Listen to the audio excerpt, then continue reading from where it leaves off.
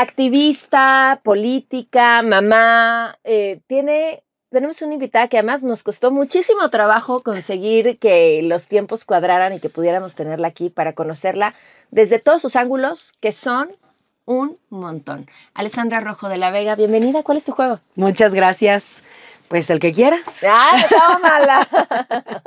El que me pongan, estoy lista. El que me pongan. Exacto. Yo ya estoy curtida. Me decías que hace muchísimo que no jugabas Jenga, desde niña. Muchísimo. ¿Pero juegas juegos de mesa? Con mis niños. Okay. Soy mamá de 3, tengo una niña de 8 años y unos cuates de 4 y toca. ¿Qué juegas con ellos? El último fue Adivina quién. Ok. Es bueno, es divertido. Es bueno. Vas, empieza tú de la tercera para abajo, lo más legalito posible. Ah, de la tercera para abajo. Sí, pues si sacas de aquí, qué chiste, ¿no? Híjole. O sea, aquí, ¿no? Ajá. Va. Oye, ¿tú pensabas dedicarte a la política o con qué soñabas? ¿A qué jugabas cuando eras niña? Y lo pongo arriba, ¿va? Uh-huh. Yo jamás pensé dedicarme a la política.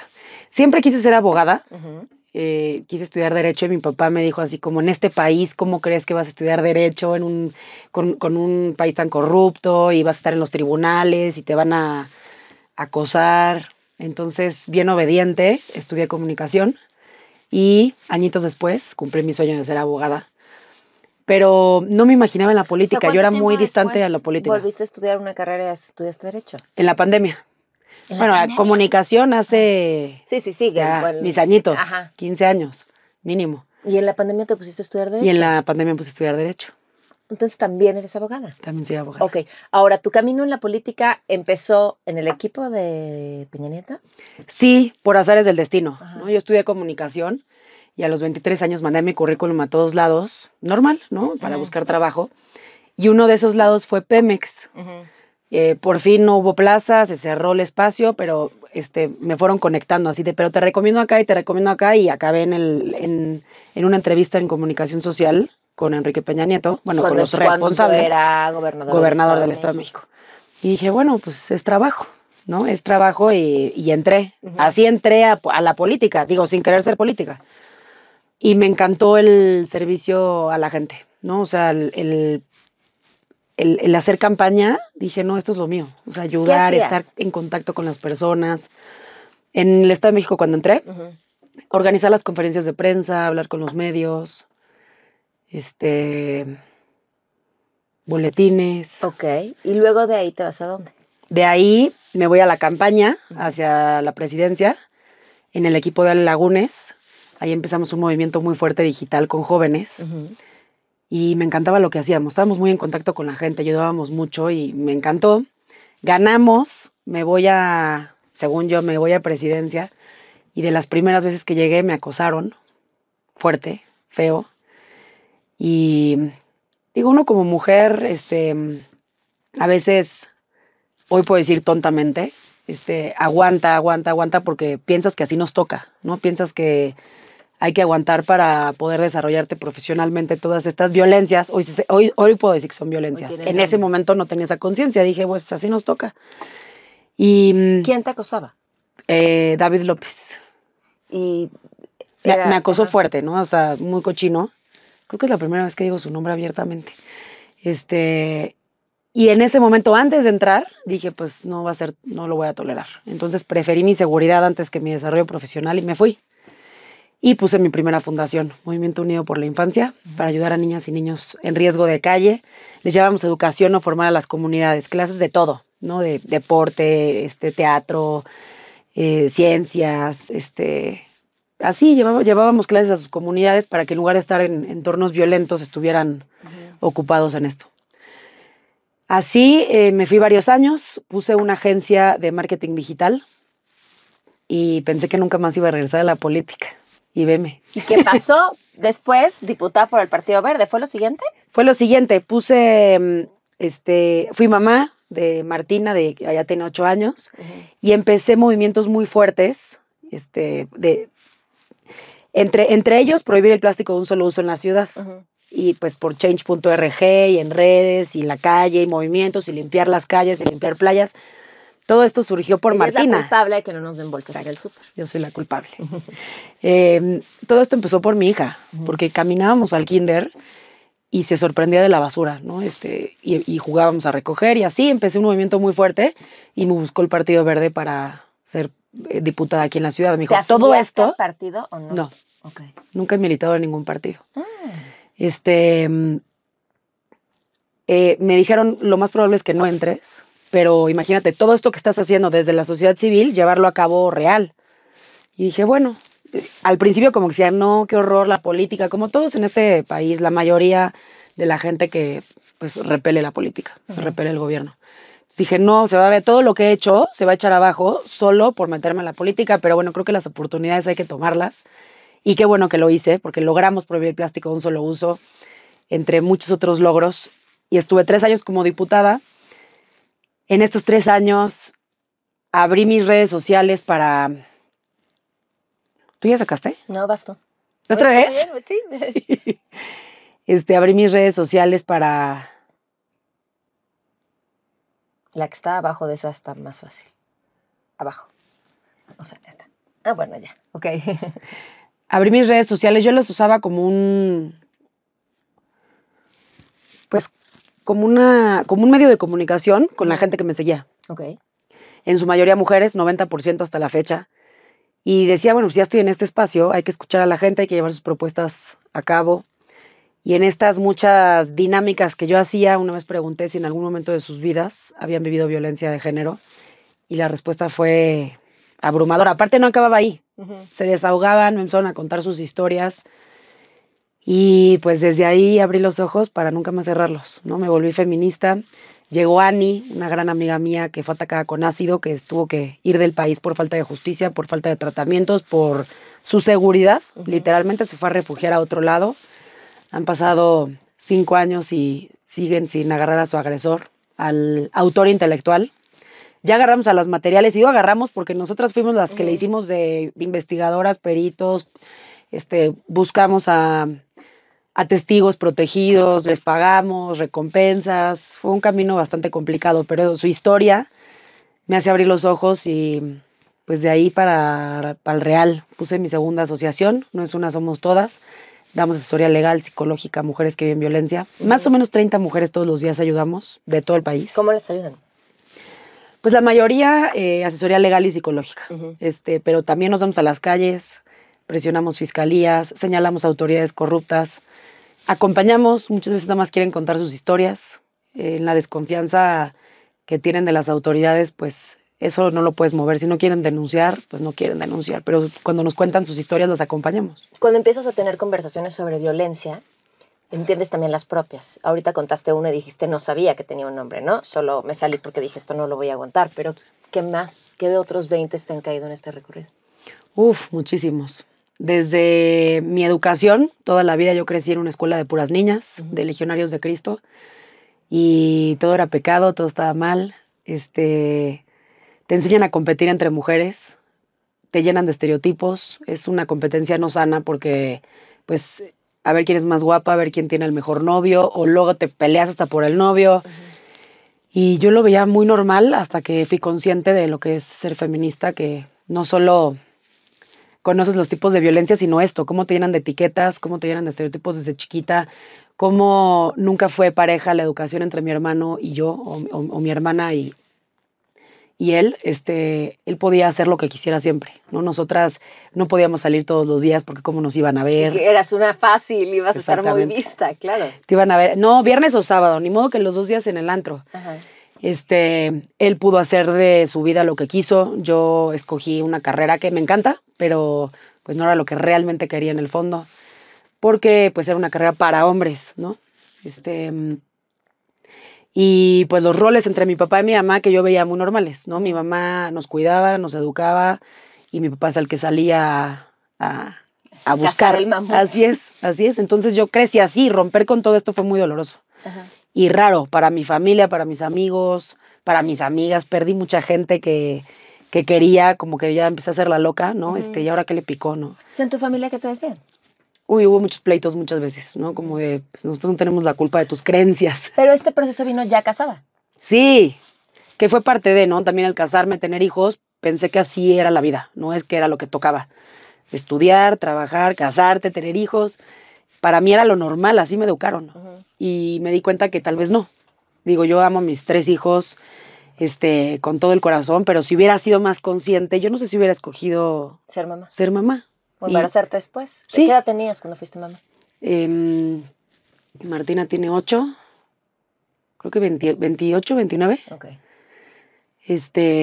O 3, ¿no? Tal vez mejor una hija única, pero te empiezan a preguntar, ¿y para cuándo el otro? Sí. Y no lo vas a dejar sola, y para cuándo el siguiente. Y yo no era consciente, la verdad. Ojalá hubiera sido feminista mucho más chiquita. Hoy veo las marchas y digo, wow, niñas de 13, 14 años con una conciencia que yo trato de darle a mis hijas también, de hacer lo que quieran, de ser libres, de escoger, de que se sepan capaces de llegar hasta donde se lo propongan. Una conciencia que yo no tuve en su momento y que no culpo absolutamente a nadie, ¿no? Mis papás hicieron lo que pudieron y mi papá me tenía en una burbuja. También fue muy difícil porque, pues, el salir de esa burbuja y darte cuenta de todas las realidades en este país, también duele.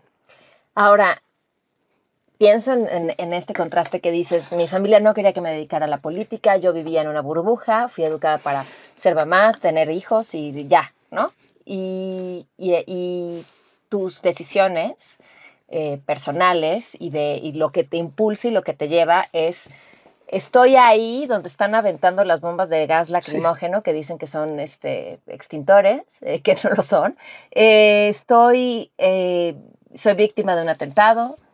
Estoy peleándome la alcaldía que gané con contra uno de nada los sencillo. personajes de la política, pues a quienes más habría que ponerle atención, por no usar otras palabras.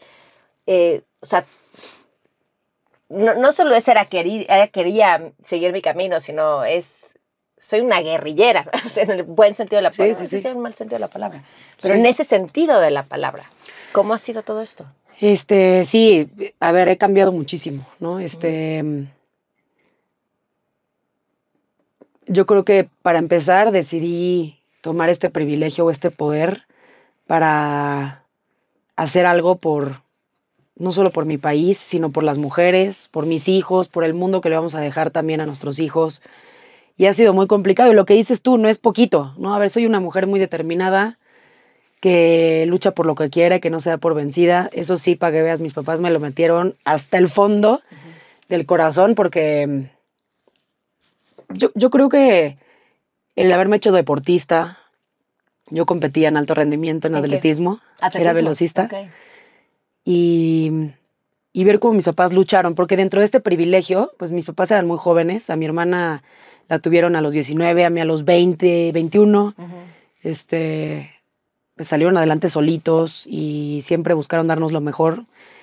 En este país, que tengas que comer y dónde vivir es un privilegio, Claro. ¿no? Entonces, en este sentido, claro que fui privilegiada, pero siempre pues fueron muy, muy trabajadores, ¿no? Mi mamá años después empezó a trabajar y nos dieron pues todo lo que pudieron. Entonces, sí me metieron esto de no darme por vencida jamás, entre el deporte y la educación. Y pues no me gustan las cosas fáciles. Mi mamá me regañaría en estos momentos. Mira, deja de decir eso. Ya cree que debo decir, me gusta lo fácil para energéticamente para que atraerlo. Llegue, claro, sí. Tiene un gran Siempre punto. Me regaña, sí. Pero como bien dices, a ver, como diputada empecé a alzar la voz, ¿no? Yo era del Verde, ¿no? Pertenecía a ese grupo parlamentario y éramos aliados de Morena. Lo más fácil para mí hubiera sido callarme. No hablar de lo que estaba mal, no hablar de lo que yo veía, pero jamás podría callarme una injusticia ni buscar mi conveniencia ni mis intereses. Todo empezó en una marcha de un 8 de marzo donde empezaron a aventar gas. Estábamos saliendo de la pandemia y yo decidí transmitir todo en vivo, ¿no? Quien no pueda venir porque sigan en su casa. Es la del 2021, la de la Reinota. Sí. Okay. La del 2021. Empecé a transmitir todo y pues con la sorpresa que nos reprimieron, golpearon, nos aventaron pipí, gas, extintor, todo lo habido y por haber, materiales, bombitas, todo. Y todo pues empezó a transmitir en mis redes. Y me acuerdo que a mí me escribieron del gobierno central todos, desde aquella entonces jefa de gobierno hasta secretarios, diciéndome, ten cuidado con lo que estás haciendo. Y yo era diputada en ese momento. Entonces dije, ten cuidado de qué, mejor manden a alguien, porque lo que estamos viviendo, miles de mujeres, familias, niñas, bebés, está impresionante. Y pues me costó todo. O sea, esa marcha y ese alzar la voz con congruencia, me costó muchísimas cosas. Me costó no ser diputada federal porque le dijeron al Verde, ella se va, ¿no? O sea, no vamos a tener alianzas si esta diputada se reelige o busca hacer otra cosa. Entonces, pues ahí cortaron mi desarrollo profesional. Me persiguieron, me acosaron, horrible. Compraron a mi chofer y a su esposa, que era quien cuidaba a mis hijos, mi gente de más confianza, parte de mi familia eran ambos. Les dieron dinero para hablar de mis ubicaciones, con quién estaba, meterme aparatos de audio en mi bolsa. ¿Cómo te enteraste? Me lo confesó él y luego la enfermera, que en aquel entonces mis bebés, que eso fue un inter, ¿no? Mis bebés gemelos nacieron en la pandemia, casi me muero, perdí la matriz, un ovario. Cuando apenas nos encerrábamos en la pandemia, cuando más miedo teníamos, nacieron prematuros, se tuvieron que quedar 2 meses en el hospital. No, sí, estuvo muy feo. Y pasando eso, la enfermera de los bebés me contó que le ofrecían dinero por meterme un aparato de audio en mi bolsa o en mi cuarto. Y luego, quien era mi chofer en ese momento, me contó, me pasó el teléfono, el nombre, fotos, los mensajes que les mandaban, cuánto les pagaron. ¿Cuánto les pagaron? 500,000 pesos a los dos. Eran esposos. Y me espiaban, me seguían, me llegaban cartas a mi casa, le llegaban cartas al papá de mis hijos cuando vivía conmigo, de está aquí, está haciendo esto, mentiras, a veces verdades, a veces mentiras. Y pues sí, tronaron con toda mi vida personal, ¿no? A ver, es la gota que derrama el vaso, ¿no? Si eres muy unida y estás muy bien con tu pareja, pues no podrían lograrlo. Pero sí fue la gota que derramó el vaso. Y todo esto, lo peor del caso es que lo tengo denunciado, ¿no? O sea, con la misma fiscalía que me ha perseguido 4 años.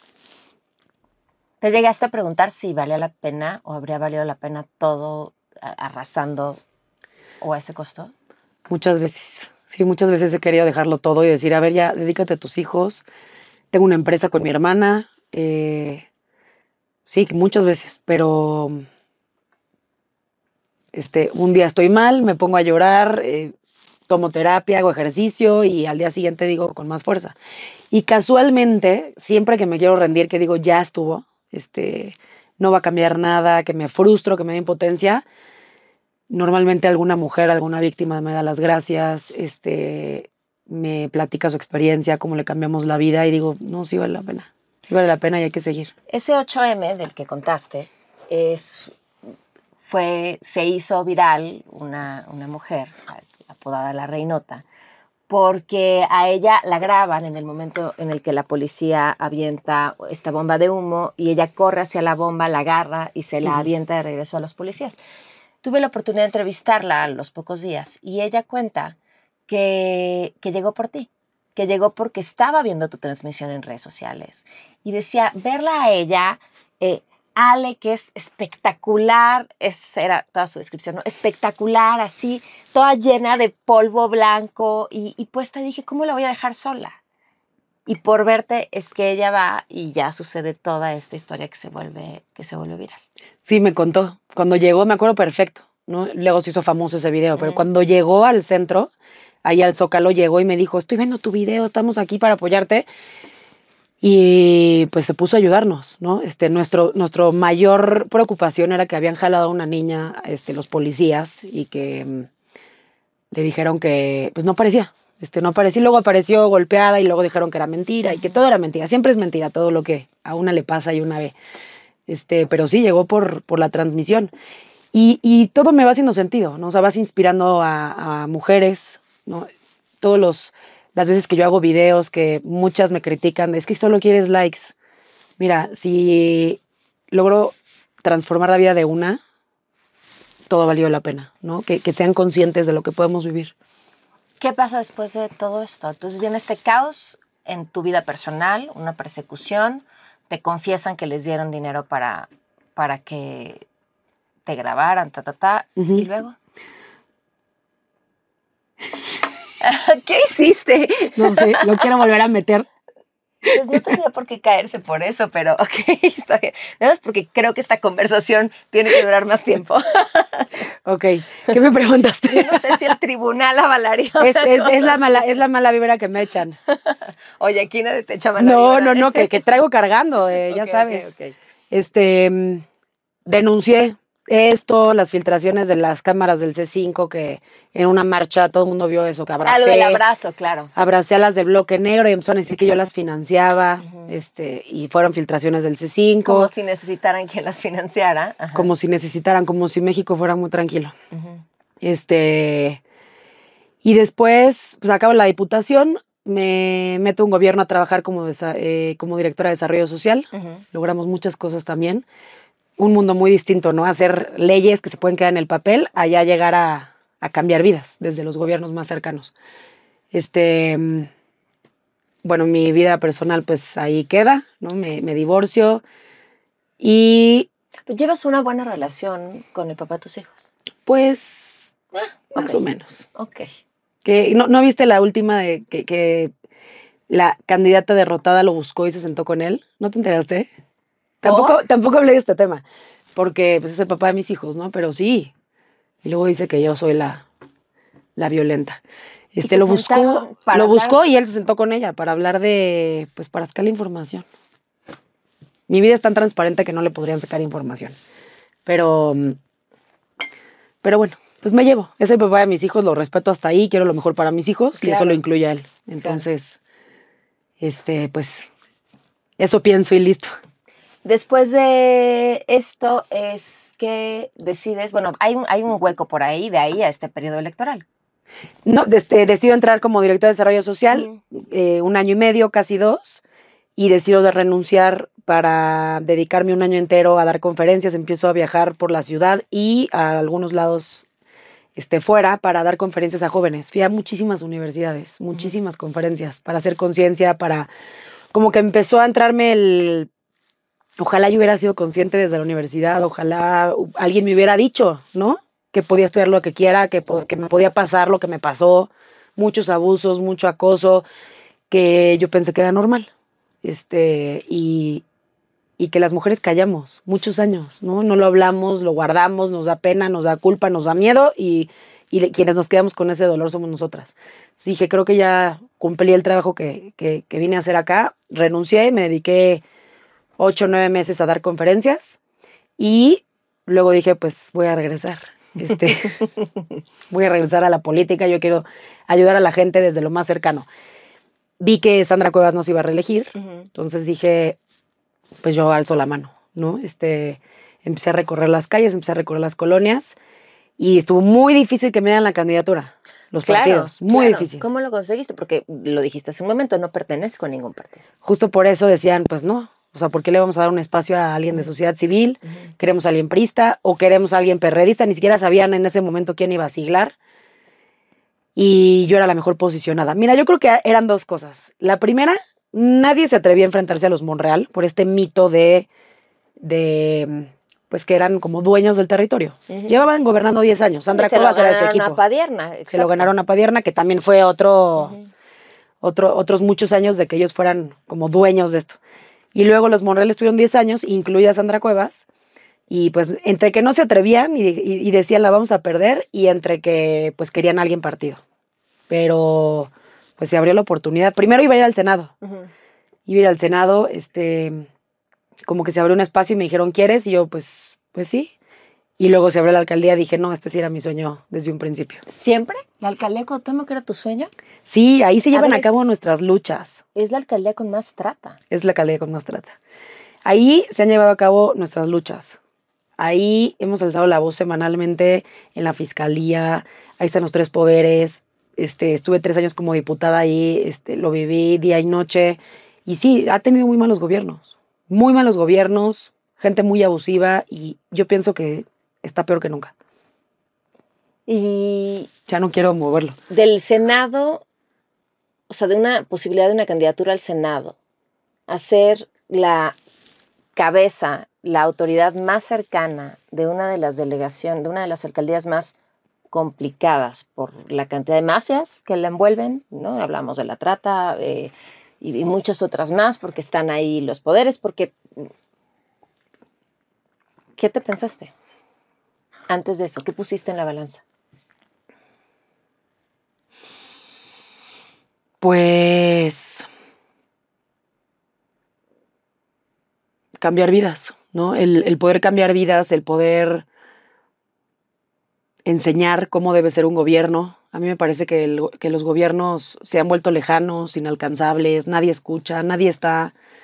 Y dije, el poder tiene que regresar a la ciudadanía y que sea un gobierno feminista y que sea un espacio para todas, para poder lograrlo. A mí me da mucha impotencia que sean trabas, que siempre te digan, no se puede, la burocracia, los trámites. Entonces dije, quiero hacerlo, ¿no? O sea, quiero cambiar vidas desde donde se debe, porque el gobierno cercano es eso, ¿no? Uh-huh. Es el primero en poder accionar en cualquier circunstancia. Y pues también soy de retos, ¿no? Y dije, es un buen reto, es un buen reto y vamos con todo. Y mira cómo estoy. A ver, gané contra viento y marea. ¿Cómo vas? Gané contra viento y marea en la elección histórica más importante para Morena. Yo creo que arrasaron. Con todo. Me enfrenté a toda la fuerza del Estado, a todo el recurso, a una familia poderosísima que lleva 40 años en el poder. Uh-huh. En varios, ¿no? Varios de la familia y en varios espacios. Y están muy confiados. Yo creo que están muy confiados en todos lados. Yo creo que nadie creía que iba a ganar, uh-huh. Sinceramente. Yo sí. Yo lo sentía en la calle.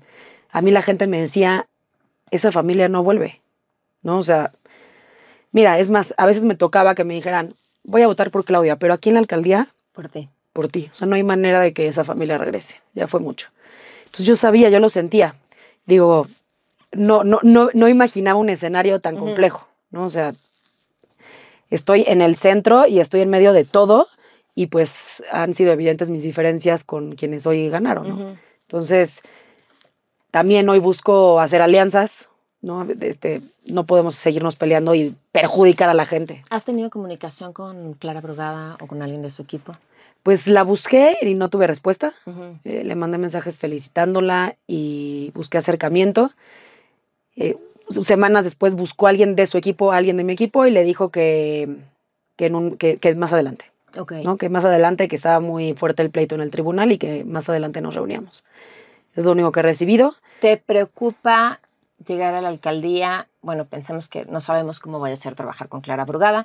Sí supimos cómo fue para alcaldes de oposición trabajar con Claudia Sheinbaum y lo que fue para ti también.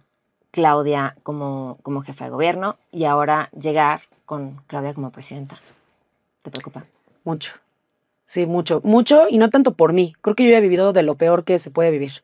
Acoso, persecución, me intentaron meter a la cárcel, se metieron con mi familia, se siguen metiendo, me aventaron a la fiscalía 3 años comprobado, ya les gané un amparo, en donde me espiaron a mí, a mis hermanos, a mis papás y a mis colaboradoras 3 años, ¿no? Y yo ya lo enfrenté lo peor, pero me preocupa que no pueda yo hacer un buen gobierno porque lo desestabilice, ¿no? O sea, porque me quieran perjudicar. Ojalá que no sea el caso. Me parece que hay que dejar atrás las diferencias y buscar las coincidencias, que debe ser pues el bienestar de la gente que vive en Cuauhtémoc. Y me preocupa el mensaje ahorita, el golpeteo, ¿no? Porque la campaña acabó hace ya rato y buscan arrebatar a la mala lo que no ganaron por la buena. Y eso está... muy difícil porque pues me estoy enfrentando todavía a todo el Estado y a toda la fuerza y a todo el recurso y a mí me parece que está encaminado a desestabilizar 3 años de gobierno, ¿no? En este berrinche, en este capricho, me parece que va encaminado a eso. Y en el camino se están cometiendo muchas ilegalidades. ¿Y cómo enfrentarlo? Pues con la ley y con la verdad y alzando la voz. No me sé otra manera. ¿Qué es como feminista vivir por primera vez esta historia de tener una mujer presidenta en México, que estoy segura que como mujer y sobre todo como feminista representa algo muy grande, y por otro lado con tu propia historia específica con esa mujer? Pues sentimientos encontrados, ¿no? Porque pues todas las feministas queremos que llegue una mujer, ¿no? En la historia del país no había habido una, y qué orgullo porque finalmente es un avance, ¿no? Es gracias a la lucha, a cómo hemos visibilizado nuestro movimiento definitivamente, Pero por otro lado, pues ser mujer no es sinónimo de tener perspectiva de género, ¿no? De ser feminista. Y pues yo tuve muy malas experiencias con ella, ¿no? Le quise acercar víctimas muchas veces y no quiso. Me parece que me prejuzgó desde un principio y cerró oídos, cerró puertas y no me volvió a escuchar. Hay muchos prejuicios de Morena hacia mi persona. Deberían de conocerme. Soy más parecida a muchas de las que han luchado, que admiran, de lo que ellas creen, ¿no? Entonces, que quiten estos estereotipos y que más bien, como mujeres, deberíamos tejer alianzas. Porque ya basta de estas competencias y ya basta de señalarnos y ya basta de violentarnos. Pero, pues a ver qué pasa. Vas. No. Te iba a preguntar, ¿a qué le tienes miedo además de que se caiga esa torre? Le tengo más miedo a que se caiga la torre que a los Monreal, oye. Te lo juro. Mi torre sintiéndose como pavo real en este momento. Dios. ¿A qué le tienes miedo? En estos momentos, a que me maten. Literal. A ver, el atentado fue muy feo, pero como que cerré los ojos y dije, la campaña sigue y no hay forma de que yo me rinda, ¿no? No hay forma. Para mí fue un claro mensaje que hoy estoy viendo cómo están hilando todo y me da, me repugna, literal. Pero todo el tiempo hilando todo para intentar decir que fue un autoatentado. Sí, así es. De la candidata derrotada dice que fue un autoatentado. Salen a los supuestos agresores que detuvieron a decir que los torturaron, que los obligaron a leer un documento, que ellos no fueron, que no tienen tatuajes, muchísimas irregularidades. Y entonces digo, ¿en serio la fiscalía se podría prestar a eso? Pero por otro lado, pues tengo un miedo constante. Me parece que en la campaña cerré los ojos y no fui consciente, ¿no? O sea, como que estaba tan enfocada en lo mío que lo ignoré. Lo ignoré, se quedó más dentro de lo que yo pensaba, ¿no? Cuando acabé, empecé con ataques de ansiedad, de pánico, acabé en terapia, con un daño fuerte. Entonces ahorita, pues todo el tiempo pienso que me pueden balacear, ¿no? O sea, como que digo, estás alcanzando los límites de alzar la voz y creo que ya entraste a un mundo que pues tú no conocías y que te pueden mandar a callar. Digo, 39 candidatos fueron asesinados en el país en esta contienda. ¿Por qué no se les haría muy fácil decir ya nos puso de mal humor ya nos topó y matarme? A ver, ese miedo es el que tengo hoy, ¿no? Que mis hijos se queden sin mamá, que arriesgue demasiado, ¿no? O sea, volteo de repente con mis hijos y digo, ¿por qué arriesgo tanto? O sea, imagínate dejarlos solos. Eso lo pienso todos los días. ¿Qué contestas? Vale la pena dejarles un mejor presente, un mejor futuro y hacer las cosas bien, sin demostrar cómo se puede, sin intereses, sin robar, sin agandallarse con la gente. O sea, yo creo que si no lo hacemos nosotros, ¿quién?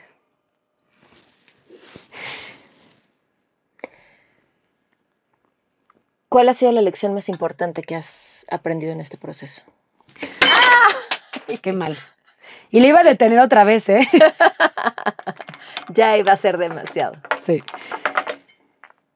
¿Cuál es la lección? La lección. Que